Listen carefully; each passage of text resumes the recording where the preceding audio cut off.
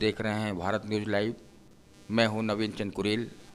आज हमारे कार्यालय में सामाजिक कार्यकर्ता अनित कुमार, जो कि ग्राम नागल पलोनी के हैं, इनके द्वारा खंड विकास अधिकारी से गांव के विकास को लेकर सूचनाएं मांगी गई थी। सूचना अधिकार अधिनियम 2005 के अंतर्गत कुछ सूचनाएं इन्हें दी गई। सूचनाएं भ्रामक थी। इन्होंने आवास की जांच कराने के लिए जो है आवेदन पत्र भी दिया। इनको बड़ा प्रताड़ित किया गया, इनको कहीं फंसाए जाने की भी साजिश की गई। आइए इन्हीं से करते हैं बात। और नोटिस दिया, मुझको कोई भी नोटिस या कुछ भी कागज़ वगैरह नहीं दिया गया जिससे मुझे पता लग सके कि मेरी सूचना उनको प्राप्त हो चुकी। फिर दूसरी बार मैंने अपने आप ही अपील डाली 30-40 दिन के बाद। फिर भी मुझे एक या नोटिस मिला, लेकिन उसके बाद फिर भी इन्होंने कोई इस पर ध्यान नहीं दिया।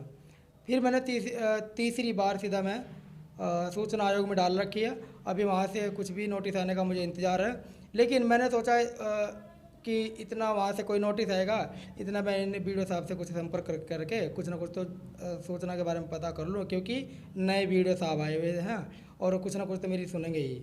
अगर ये भी मेरे साथ ऐसा ही व्यवहार करते तो फिर मेरे को कोई भी कागज़ प्राप्त नहीं हो पाता। तो इन्होंने मुझको आश्वासन दिया कि तुम एक काम करो, अभी इलेक्शन का समय चल रहा है विधानसभा का, और जैसे ही बीच बीच में मुझे समय मिलता रहेगा मैं आपको सूचना उपलब्ध कराता रहूँगा। इन्होंने डीपीओ साहब अजय मिश्रा जी थे और हाँ, अजय मिश्रा जी से मुझे सूचना दिलवाई, ऑनलाइन जो रिकॉर्ड हुआ जमा हुआ है। और कुछ ई ग्राम स्वराज का जो मैंने अपने स्तर से ऑनलाइन डाटा इकट्ठा किया हुआ है, जिसमें इन्होंने आरओ का, स्ट्रीट लाइट का, और जो जैसे कि पानी को क्रॉस करने के लिए सड़कों में गड्ढे के वो चैनल बनाए जाते हैं, निकासी पानी के लिए चैनल बनाए जाते हैं, इन्होंने उन चैनलों का भी 50-50 हज़ार, 70-70 हज़ार रुपये के हिसाब से इन्होंने पैसा निकाला हुआ है, जो कि गाँव में कहीं भी चैनल नहीं लगे हुए हैं। सीसी भी ऐसी दिखा रखी जो सीसी बनी भी नहीं है। पाइपलाइन दबा रखी है, लेकिन पाइपलाइन के पैसा निकला हुआ, मटेरियल का सब कुछ निकला हुआ, लेकिन वहाँ पाइपलाइन दबी भी नहीं है। और नरेगा में भी इन्होंने जो लोग कंपनी में जा रहे हैं कंटिन्यू परमानेंट 5-6 साल से लगातार, उनके खातों में पैसा भेजा जा रहा है, जो कि जिसका पीएफ भी ऑलरेडी कटा हुआ है, जिनको रोज़गार पहले से ही प्राप्त है, वो या अपने बस्तर से हो या कुछ भी। लेकिन जो बेचारे गांव में अपना ऐसे ही बेरोजगार घूमते रहते हैं, उनको कुछ भी योजना का लाभ नहीं दिया जाए। और पशुपाड़ा में भी इन्होंने इतना घोटाला किया है, जो कैटल साइड बोलते हैं जिसको, कि उसी जगह कैटल साइड को सेक्शन करा करके या जियो टैग करा करके कैटल साइड का भी इन्होंने 75-75 हज़ार रुपये लाभार्थी को दिया गया, अपात्रों को ही। और उसी जगह पर फिर वो अपात्र लोग जिनको आवास दिए गए, उनको कैटल साइड को हटा करके उसी जगह मकान बनाने का काम कर रहे हैं। तो बताओ, ये अपात्र हुआ या पात्र हुआ? एक जगह पर एक ही योजना में एक ही जगह पर एक आदमी को 2-2 लाभ कैसे हो सकते हैं? अगर वही आदमी उसी जगह पर कैटल साइड बनाएगा तो डंगर पालेगा, तो फिर मकान में कहाँ रह रहा होगा? अगर वो उसी जगह मकान बनाएगा तो फिर डंगर को कहाँ रख रखा होगा? तो ये कह रहे हैं कि उन्होंने इतनी धांधलीबाजी की हुई है कि अगर मैंने आवाज़ उठाई तो मेरे साथ इतनी बड़ी घिनौनी हरकत की कि एक लड़का शुभम कुमार, जिसके पापा का नाम है प्रेमचंद, तो वह लड़का सुबह के लगभग 8:30 या 8:45 के लगभग मेरे पास आया कि भैया मेरे को जो एक स्वामित्व योजना का मालिकाना हक का एक कागज़ बना हुआ है सरकार ने कि इसके मालिकाना हक मिलेगा, वह कागज़ दिलवा दीजिएगा। मैंने कहा भाई ये कागज़ तो ग्राम प्रधान ने मुझको जो है जैसे कि एससी के लोगों को बांटने के लिए कहा था, भाई मैंने वो उनको बांट दिए थे, और जो ओबीसी के थे वो अपने आप बांट लेंगे।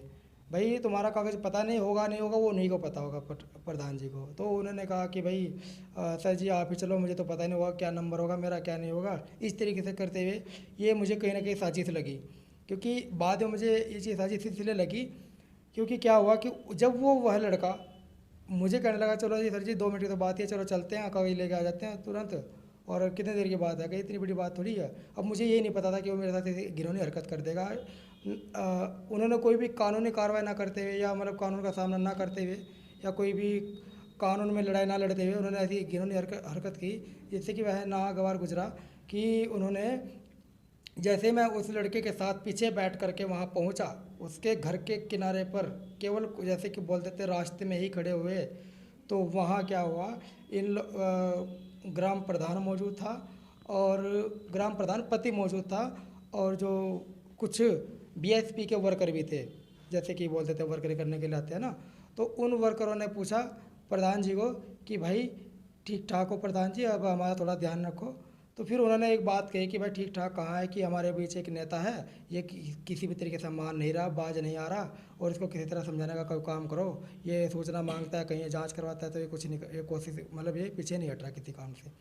तो उन्होंने मुझे समझाने की कोशिश की। मैंने कहा जी देखो, जब इन्होंने कोई काम गलत किया हुआ है तो मैं इसके लिए आवाज़ ज़रूर उठाऊंगा। मैं 10 साल से देखता आ रहा हूँ, 10 साल से इन्होंने कुछ मतलब इतना बहुत गलत काम किए हुए हैं जिसका कोई भी आवाज़ नहीं उठा रहा था। तो मैंने जब आवाज़ उठाने का काम किया, तो अब मैं क्या करूँ, मैं तो सूचना भी लूँगा और जाँच भी कराऊँगा, और जाँच कराने के बाद जो भी उचित होगा वो कानूनी कार्रवाई इनके खिलाफ़ करवाऊँगा भी।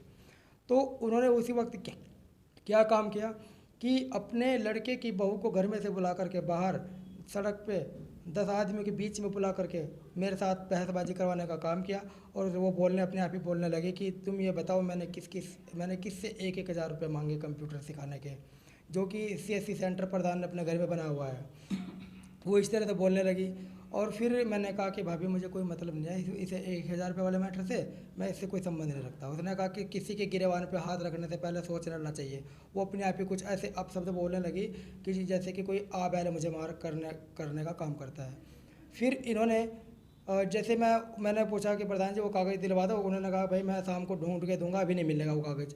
तो इस तरह से बातें होते हुए सीधे हम घर पे पहुंच गए। कहना भाई शाम के टाइम ले लेना। उस भाई को मैंने बोल दिया कि भाई शाम के टाइम ले लियो। फिर जैसे मैं घर पे पहुंचा तो इन्होंने 112 नंबर पर पुलिस पर फ़ोन करके पुलिस को बुलाया, जो कि अरविंद तोमर मौके पर पहुंचे ग्राम प्रधान के घर। और उसके द्वारा मेरे पर फ़ोन किया गया, और उसने बोला कि भाई तुम यहाँ ग्राम प्रधान के यहाँ आ जाओ, 2-4 मिनट के लिए कुछ बात करनी है बैठ करके। तो सर मैंने पूछा कि अभी तो मैं वहीं आया हूँ, क्या बात हो गई ऐसी इतनी देर में। फिर दोबारा उसने फ़ोन किया, तब भी ऐसी बात बोली। जब तीसरी बार उन्होंने फ़ोन किया तो उन्होंने बोला कि तुम यहाँ कुर्सी मेज तोड़ करके भागे हो, तुम जल्दी आ जाओ नहीं तो चौकी में आ जाओ। तो सर मैं तो घबरा गया कि बताओ मेरे साथ ऐसी कैसी हरकतें कर रहा है ग्राम प्रधान। उसको इतनी भी शर्म नहीं आ रही कि कहीं कुर्सी तोड़ने का आरोप लगा रहा है, तो कहीं वो कहीं ना कहीं छोटी मोटी मतलब मुझे लारा लगा रहा है कि यार चलो आ जाके यहाँ के बात कर लेंगे। तो ये कहीं ना कहीं मुझे इसमें पुलिस का भी इन्वॉल्व लगा, और जो लड़का है वो उसकी भी साजिश लगी कि उसको साजिश के अनुसार भेजा गया। और उसके बाद ग्राम प्रधान ने थाने में रिपोर्ट कराई, चौकी में रिपोर्ट कराई। उसके बाद फिर ऐसे धर्मेंद्र राठी जी के द्वारा उनको प्रधान को ही बल्कि एक बार ये कहा गया कि तुम भाई ये बताओ जब ये लड़का सूचना अधिकार मांग रहा है, यदि जांच करवा रहा है, तो तुम ऐसा क्यों कर रहे हो। कहीं ना कहीं तुम गांव के जिम्मेदार व्यक्ति हो, अब भी तुम सच्चाई बताओ तो सच्चाई क्या है।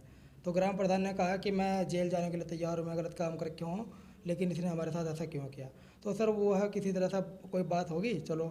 तो इन्होंने इतनी बड़ी हरकत की कि अपने लड़के की बहू को छेड़ने के आरोप में मुझे छेड़खानी के आरोप में मेरे लिए खिलाफ चौकी में रिपोर्ट दर्ज की। तो बताओ ये कहाँ का कानून है, कहाँ का न्याय है।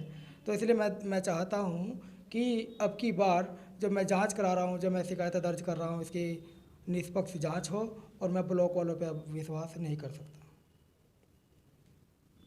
अच्छा, और मतलब दूसरे मतलब उच्च अधिकारियों से जांच करा? जी मैं चाहता हूँ जिला स्तरीय जाँच हो, और या फिर उच्च स्तरीय जैसे कि SIT वगैरह जांच करते कमेटी बनाई जाती है उनके द्वारा जांच हो।